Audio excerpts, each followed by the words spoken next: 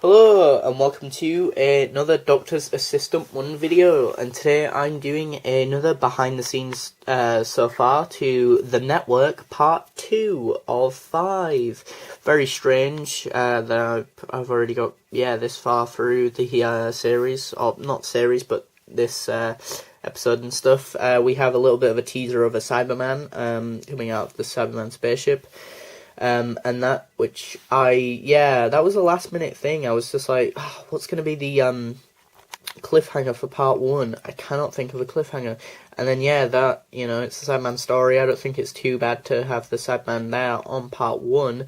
I mean, it probably gave it away that there was a Cybermat there, so, Cybermat, Cyberman, Cybermats, but again, I didn't want to just use the Cyberman straight away as a way to kill these two characters off and stuff, and, I wanted to use the Cybermat because, it's just a little bit of a scavenger, as the Doctor says in the episode, and, the Cybermen are not only the foot soldiers, but they're sort of the, it goes in the hierarchy. It goes like the controller, or the leader, the controller, the leader, then the Cybermen, and then the Cybermats.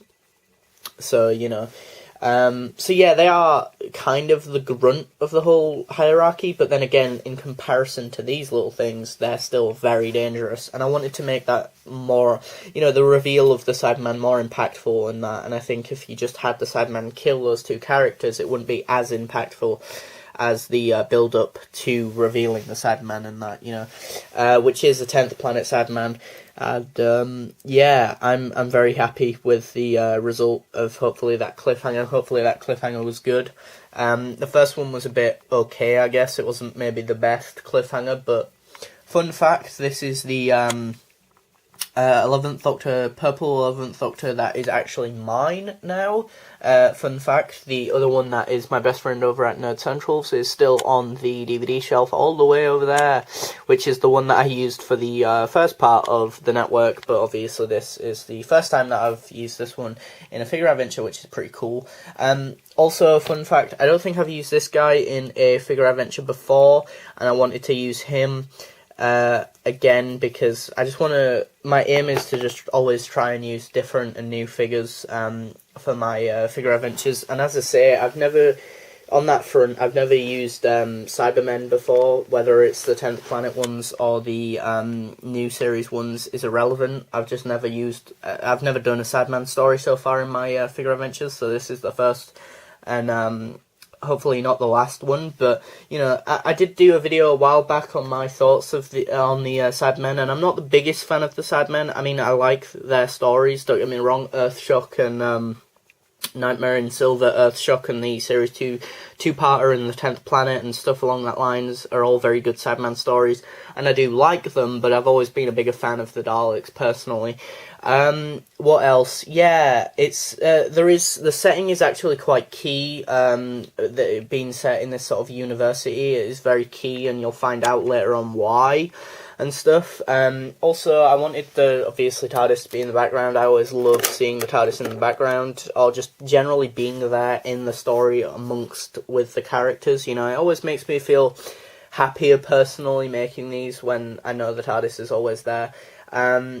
Even though as a viewer you might think, oh, well, if the TARDIS is always there, then they're just going to get away pretty quickly in the TARDIS, and it's like, well, no, it's just there because it's a nice comfort as a Doctor Who fan.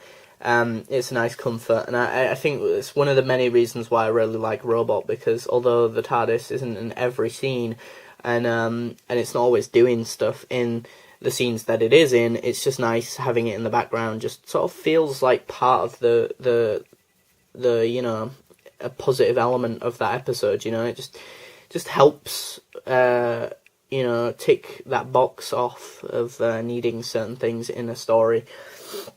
Along with needing the TARDIS in the background, you need deaths, really. You don't need deaths, but it's always nice to kill off a few characters. Granted, this guy's not that developed, and he's pretty much a red shirt and just a random character who, again, you just need to kill off, because why not, really?